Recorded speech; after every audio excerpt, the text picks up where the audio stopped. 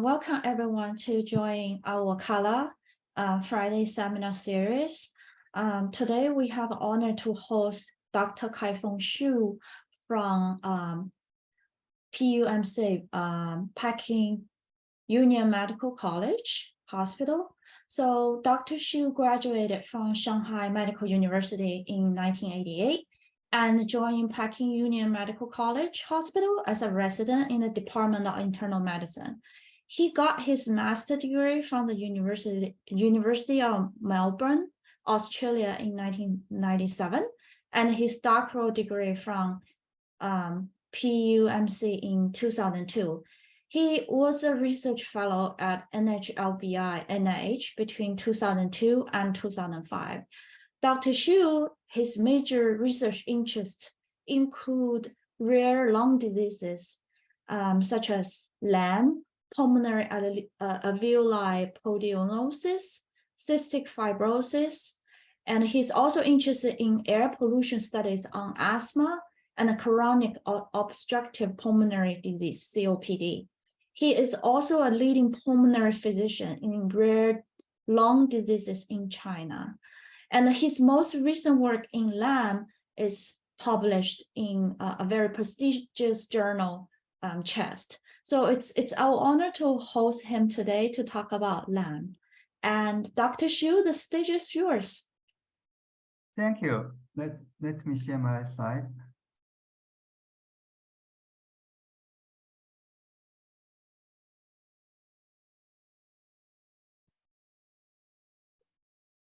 Thank you, Yuanke, for your introduction, and thank everyone. Today I will introduce a rare lung disease, Lymphangioleiomyomatosis, or called LAM. It is a very rare disease, but and it's very interesting because we study for rare lung disease. Let me give, Kati. Sorry. We not only we know this disease, but also we learn from a rare disease for some common disease.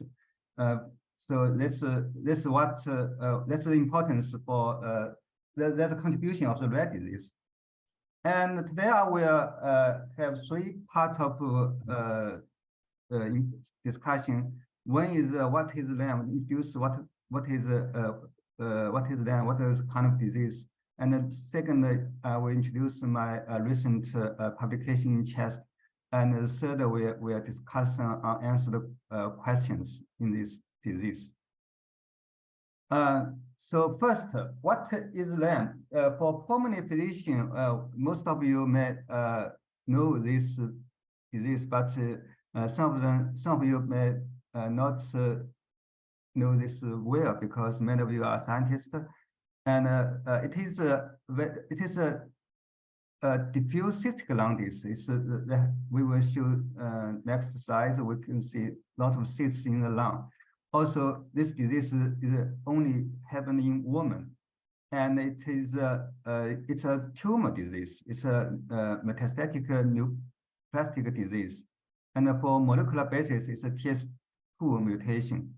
And because of the TS2 mutation, its downstream protein mTOR is overactivated, so the mTOR inhibitor, sirolimus or rapamycin, is very effective in treating this disease.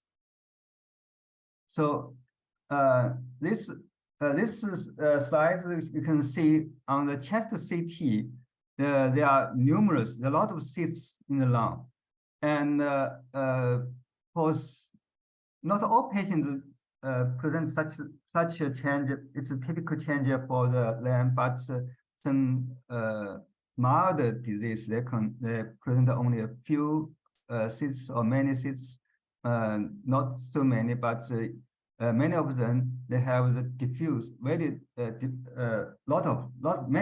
cysts in the lung. And this disease is very rare for the prevalence study. There are about 5 patients in a million women population, so it's very rare, and it's only happened in women. But very, very occasionally, it's also reported in men. The average age at diagnosis is 40 years old. So many of our patients are very young. And the clinical presentation, because of destruction of the lung, they have different degree of the dyspnea, depending on the stage of the disease. In the early stage, they may have very mild symptoms or they don't have any symptoms. I see. And they have very high risk of the pneumothorax. And over 50% of patients will experience pneumothorax. And also about 1/4 of patients will have calothorax. And 20% of them will have kidney or renal tumors, angiomyolipomas. The LAM could be sporadic without any genetic background, but it's also present in genetic disease TSC. In TSC patients, they can also present with such changes. Let's look at the presenting symptoms. About a third of patients present, they have the pneumothorax. Because of pneumothorax, they go to the clinic. So another maybe 20%, around 20% of patients, they just because of the CT scan, they found abnormal changes in the lung. So the pneumothorax is very common, and also the most common presenting symptoms leading to the diagnosis. And when they have the first episode of the pneumothorax, they have very high recurrence, about 4 to 5 times in total for the patient if they have one pneumothorax. If the patients without pneumothorax at presentation, at the diagnosis, after 5 years, about 12% of patients will have the symptoms of pneumothorax, and in 10 years, about 22%. So still, they have very high risk of pneumothorax. We also examined what kind of population will have higher increased risk of pneumothorax. We found the age is the younger age, or longer duration, or higher severity on CT scan, or lower lung function. Those kind of patients will have increased risk of the pneumothorax.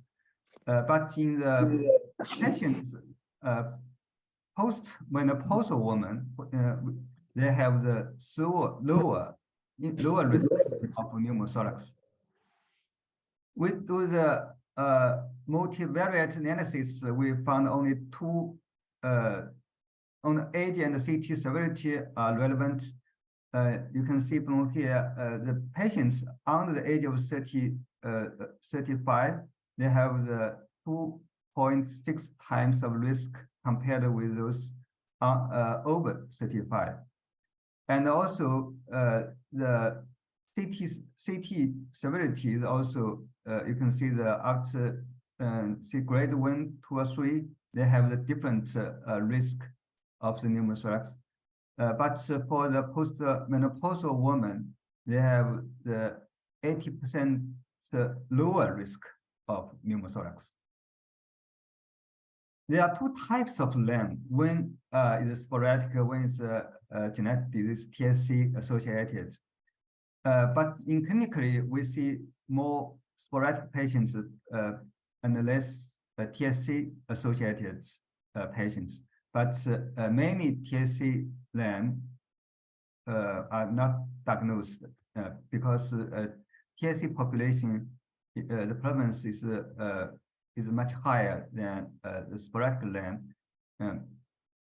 So there should be have more TSC LAM patients, but in clinically we see more sporadic patients.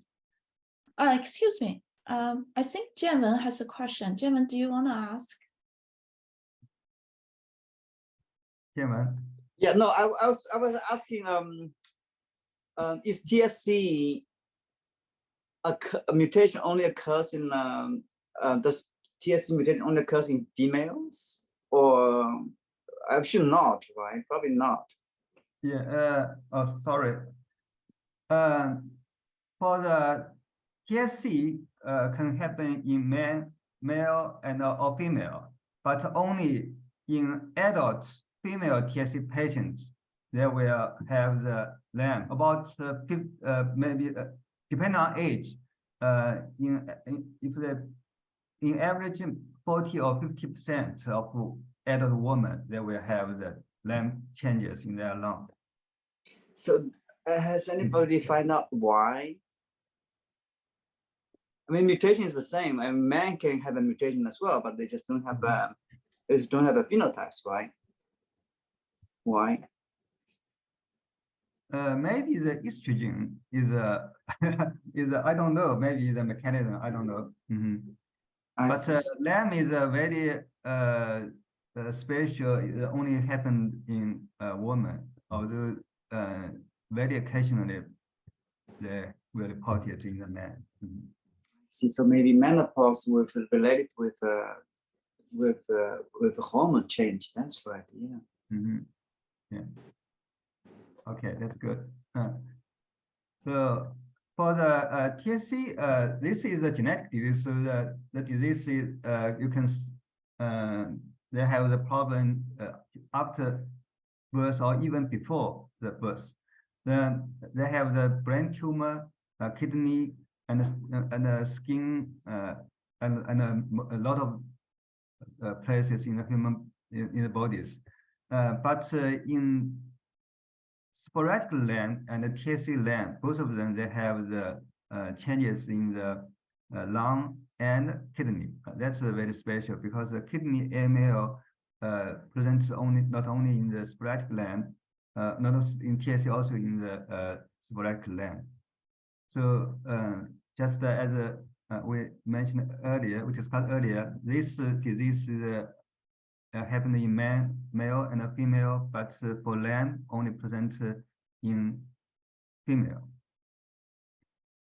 This because LAM is regarded as a tumor, as a neoplasma. It's a low-grade metastatic tumor, but you cannot see. Don't like the lung cancer. You cannot see mass on the CT scan, but on the microscope, you can see a lot of this kind of tumor nodules, tumors. So it's very clear. And also in the Fig D, we can see the this blue color is a lymphatic endothelial cells. You can see a lot of lymphatic vessels in the nodules.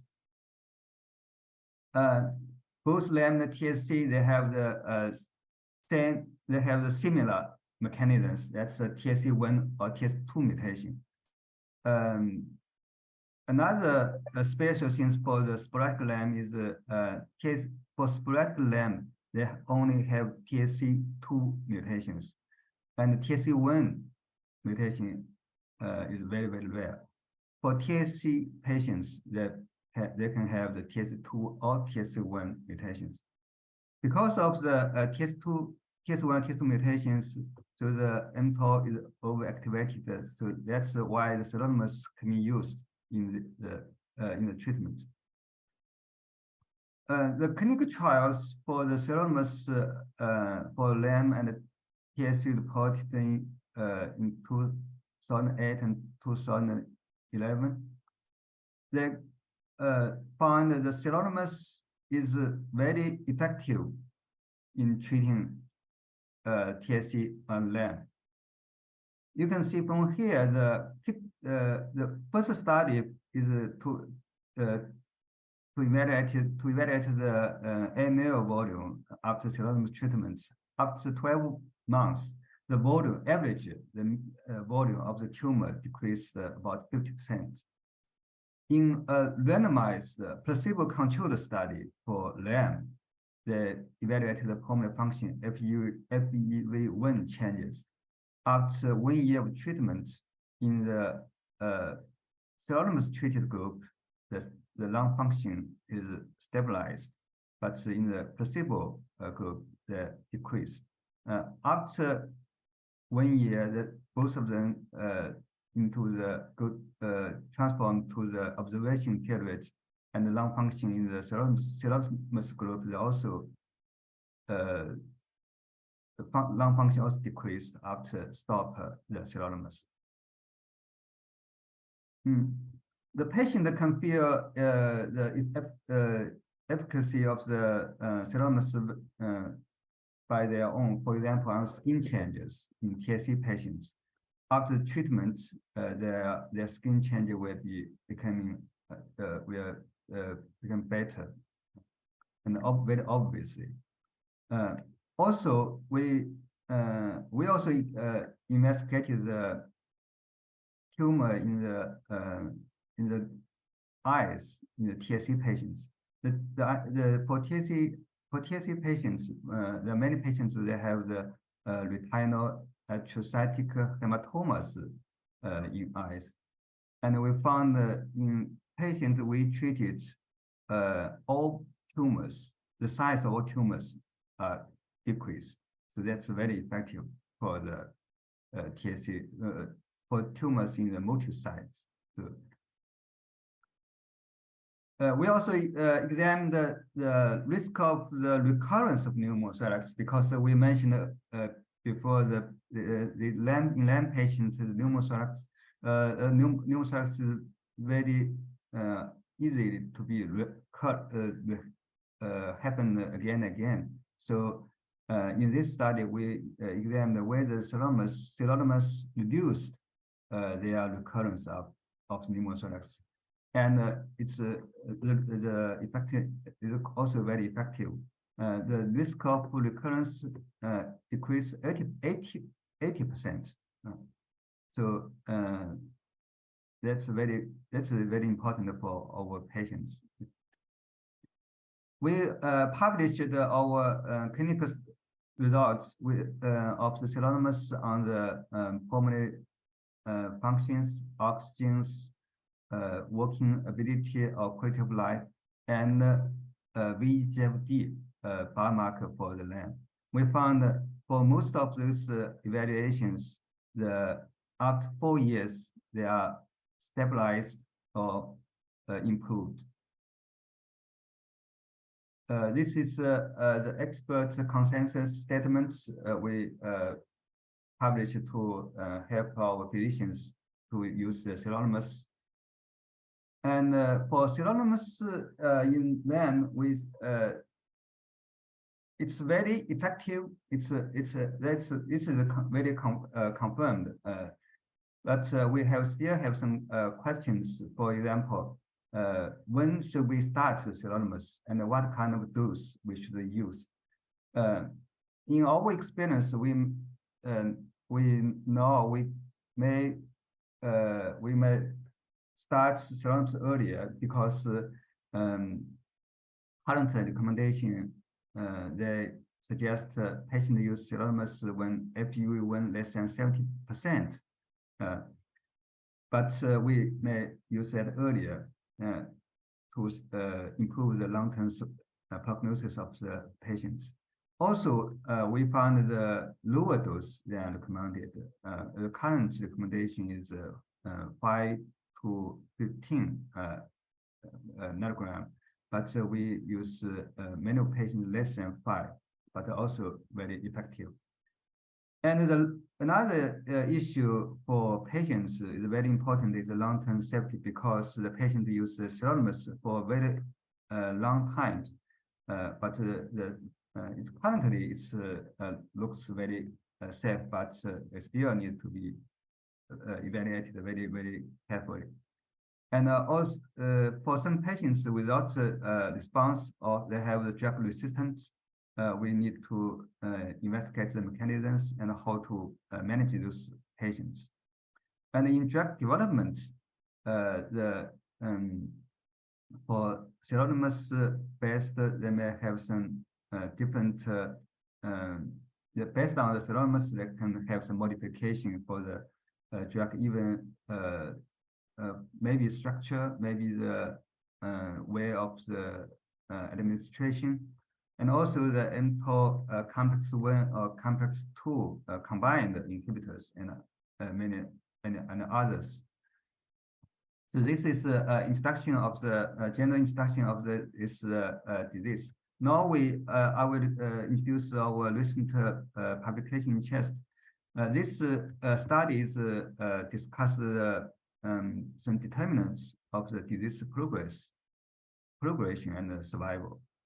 Let's look at the natural history of the LAM. This data is from the NHLBI cohort.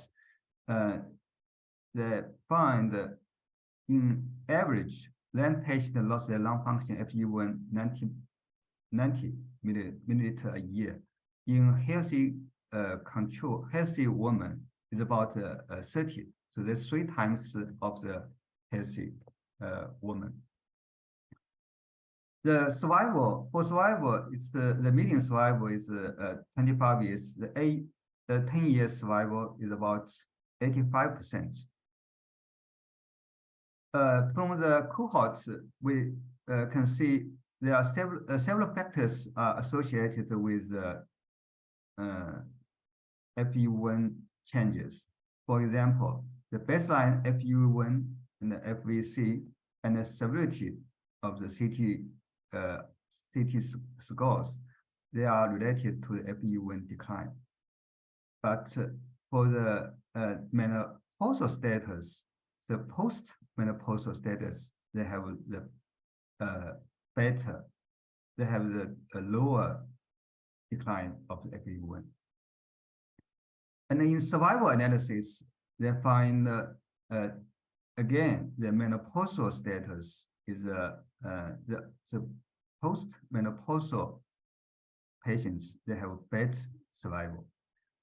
And also, if the patients they have the baseline FEV1 again, they not only have the associated with disease progress, but also they are also associated with the survival. And they also found the baseline diffusion capacity also related to the survival. In our study, we focused on the focus on the VGFD and sirolimus, because this is not fully examined before. VGFD is a very commonly used biomarker in clinically because also a diagnostic marker. So it can be used for the diagnosis also. And sirolimus is a effective treatment, is the first effective drug for the LAM. But what's the effects of the long-term prognosis, especially for the survival, has not been investigated carefully before. We used our cohort, including 574 patients.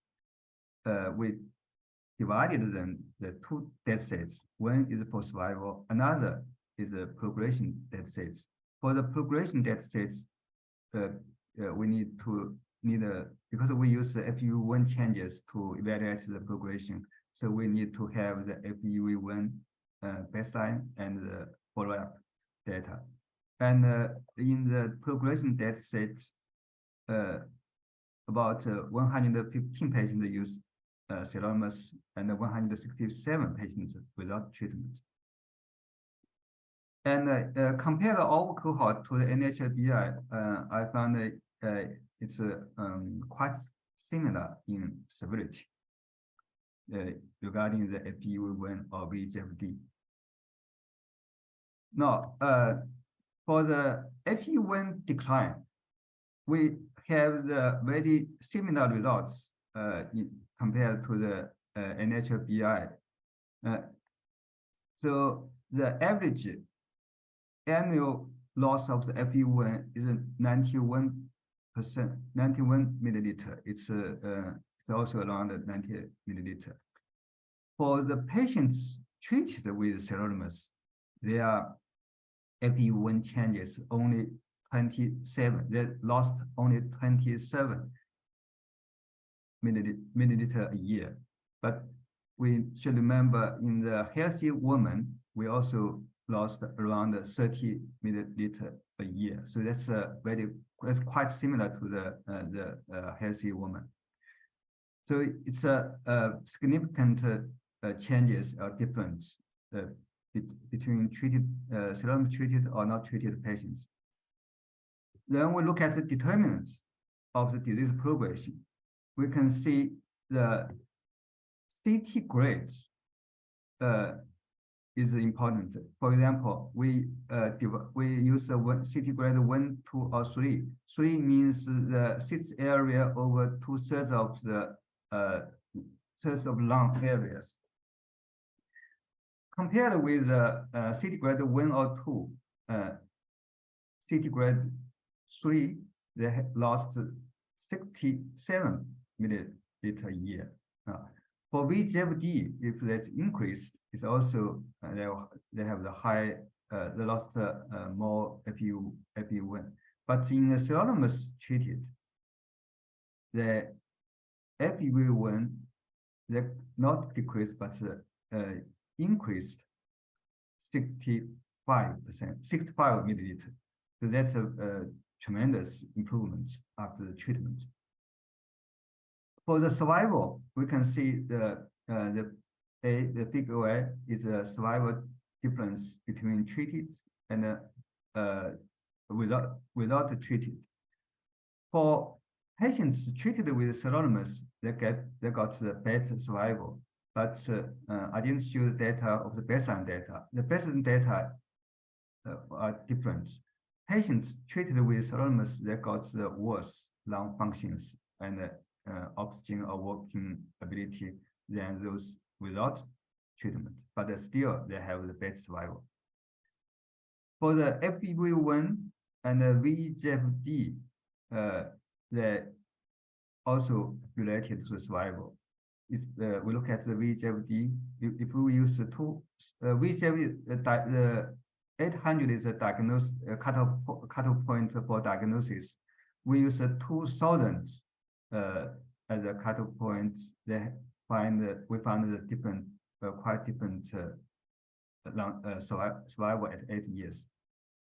Also, we found the quality of life related to the survival is very commonly used in the evaluate our patients, but we found it's also very useful.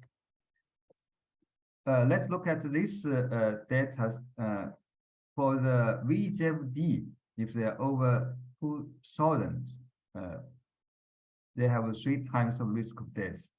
For FEV1, if they decrease, if FEV1 less than 70%, they have a high risk of death compared with patients with a relatively normal FEV1. But for sirolimus, the risk of death reduced 85% of so that's also very tremendous. This is the first we first demonstrated this long efficacy of sirolimus for the survival of patients. So this is a summary of the data of the disease progression and death.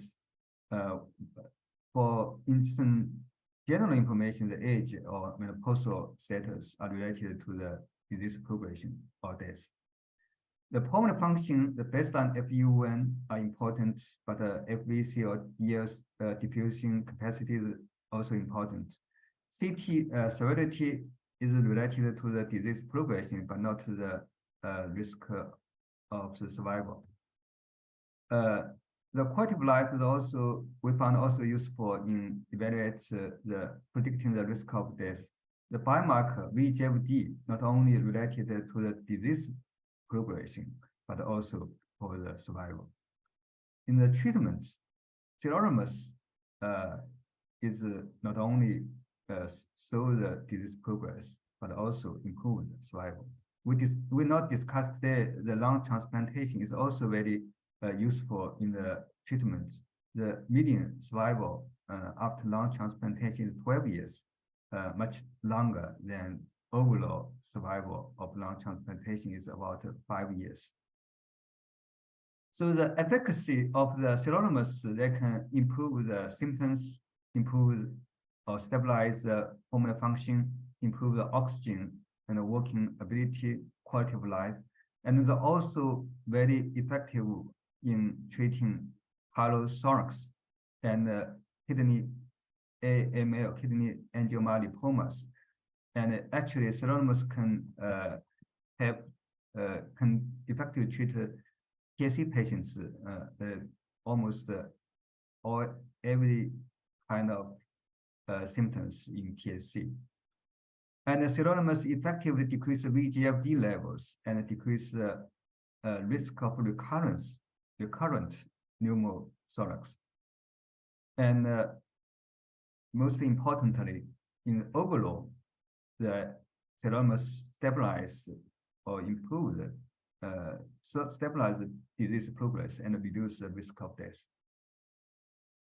So this is the FGU1 decline before and after the treatment. We can see after the sirolimus treatment, the decline of lung function is back on its normal track.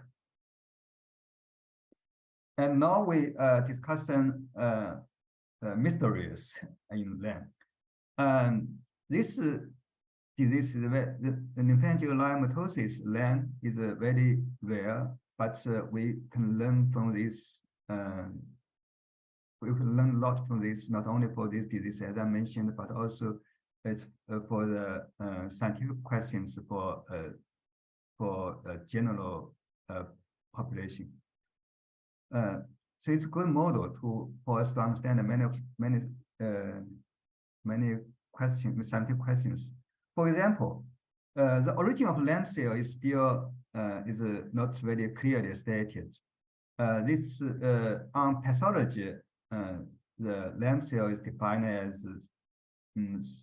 they have some specific marker for example, smooth muscle actin, HMB45. They have the high positive rates of the estrogen receptor or progesterone receptor. They have the TSC2 mutations. For the cell original types, they have the hypothesis is it is from the parasites, and we still don't know or not know where these LAMs come from. It may be from the uterus because this disease is only in women, and also there is a hypothesis from kidney because the LAM, sporadic LAM, also the TSC LAM, they both then they have the kidney involvement. One study, that's 10 years ago, they used the uterine specific loss of TSC2. In this model, they found in the TSC, the uterine specific TSC2 knockout model, they found the uterus, the size of uterus increased, and also found the leiomyomas. The most important and most interesting finding from this study is in the lung tissues, they found metastatic TSC2 mutated myomatosis. So it is suggestive or supports the hypothesis of the LAM cell may originated from the uterus. In recent single cell sequencing study, they identified the LAM cells. They use commonly use cell markers that define a group of cells as LAM core cells.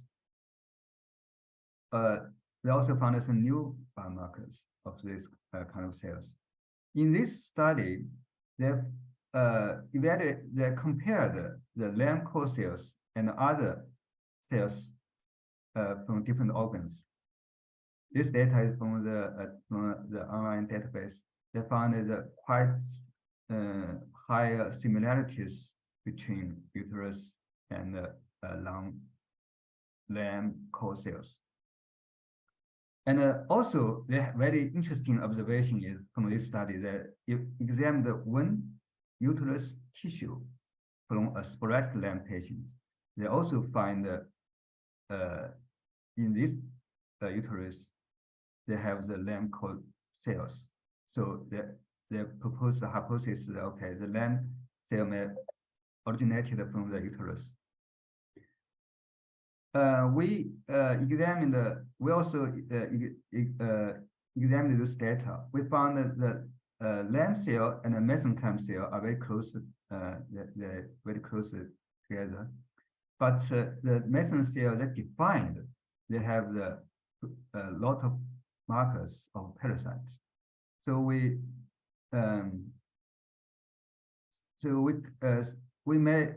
don't know, but the LAM cell and the mesenchyme cell may have the same origin, but the mesenchyme cell they defined may also the parasites. So it's still need to be further investigated whether LAM cell are parasites or what kind of relationship with the LAM cell, mesenchyme, or parasites. So the origin of LAM cell is likely the metastatic neoplasm, especially from the uterus. But we don't know exactly this question. If it's from the uterus, it's no clinically detectable LAM lesions in the uterus. And other candidates also need to be investigated. For the parasite origin, we still need more evidence because the parasite study is we don't see a lot of studies on the parasites. It's very hard to investigate. And also one most important thing, because in the lung tissue, the disease is disseminated. Whether those tumor cells are metastatic from other organs or they're from lung, it's their self-resident cells, they still need to be investigated.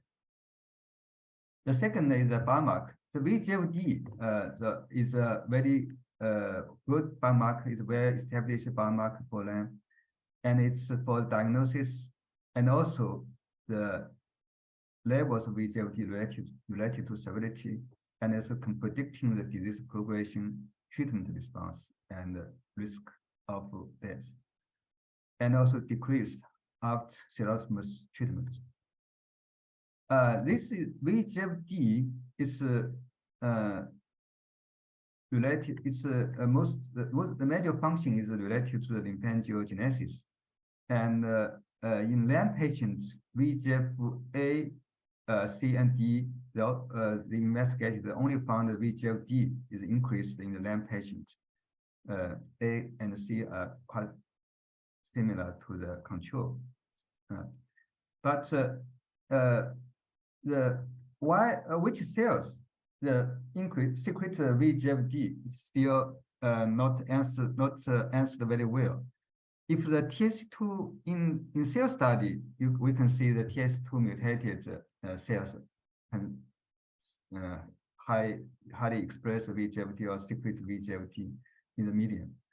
But you can see from the TSC patients, because the TSC is a genetic disease, they have the embryogenetic mutations of TSC1 or TSC2. But only in TSC LAM patients, they have increased VEGF-D. For TSC without LAM in women or TSC in male patients, their VEGF-D not very high, but for LAM, only for LAM is very high. So what makes the LAM cells unique? This is still a question.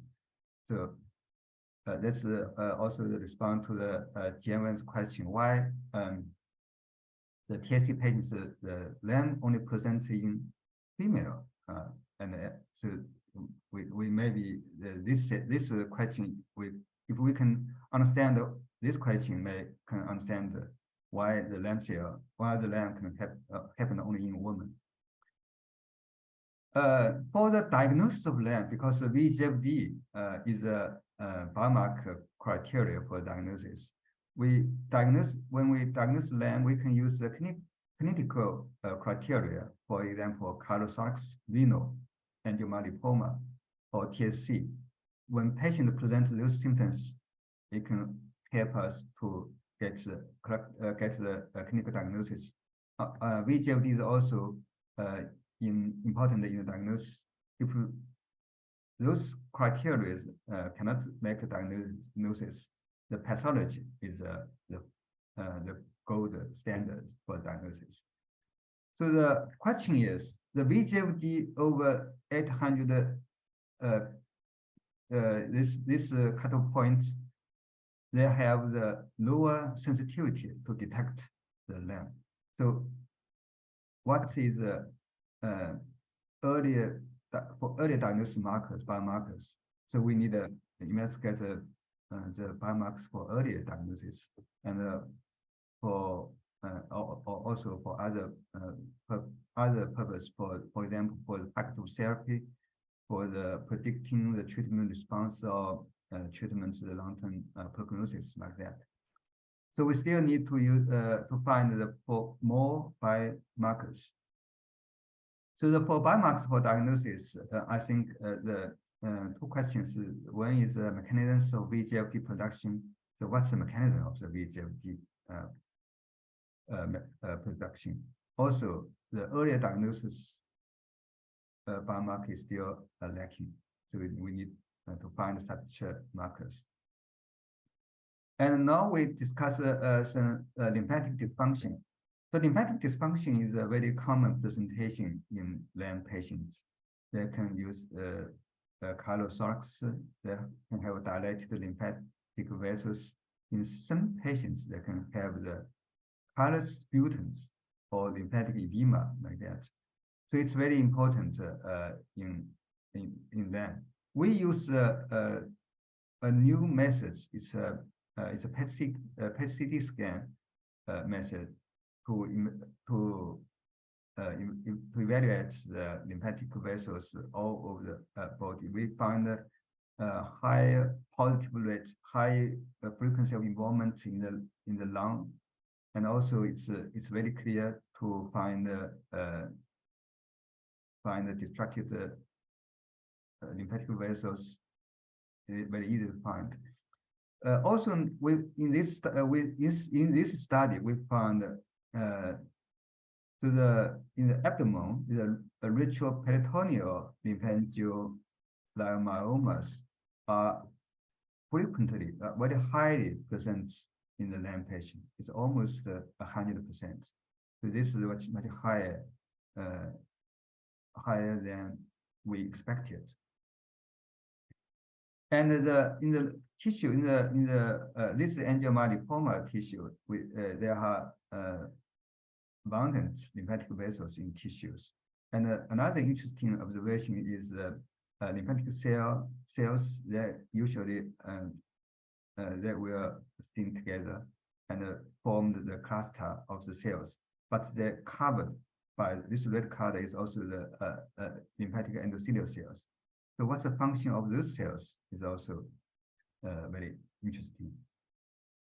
In an animal study, they targeting the VEGF receptor 1, 2, 3, use the X-tinib, and they found in the animal model, they use the tail vein injection of the TS2 mutated cells, and they find after use the X-tinib, it's the multiple VEGF receptor inhibitors. They found the tumors are decreased, and also lymphatic vessels are getting better. So for the lymphatic dysfunction in the lung, it's very clear the lymphatic dysfunction is a vital mechanism in LAM, but the interaction of the LAM cells and lymphatic endothelial cells, we still need to know more. And also,